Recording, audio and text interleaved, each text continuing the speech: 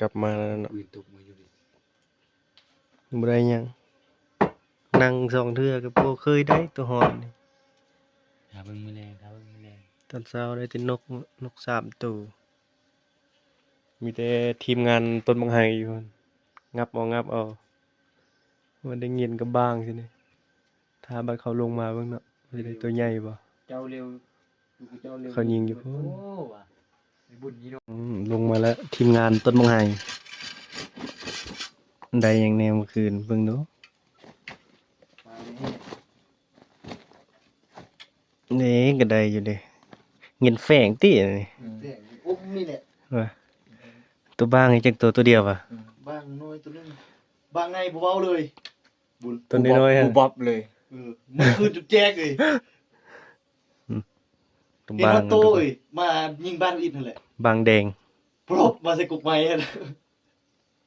บัตรเดียวติตัวนี้ เออ มันบัตรแรกหั่นน่ะ เออ ว่าแล้วบัตรแรก มีบ้านเดียวหมดนะ เขายิงกันนั้นบ่นี่เงินน้อย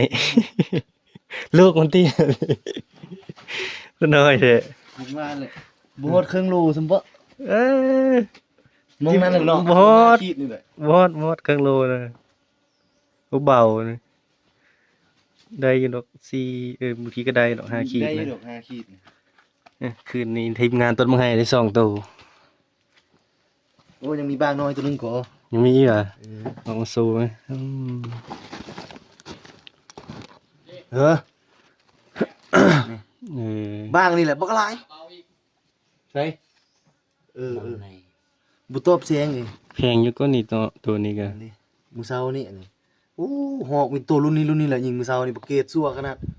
หกแดงเนี่ยนะ ยิง6ดิก2บาท6เด้งบาท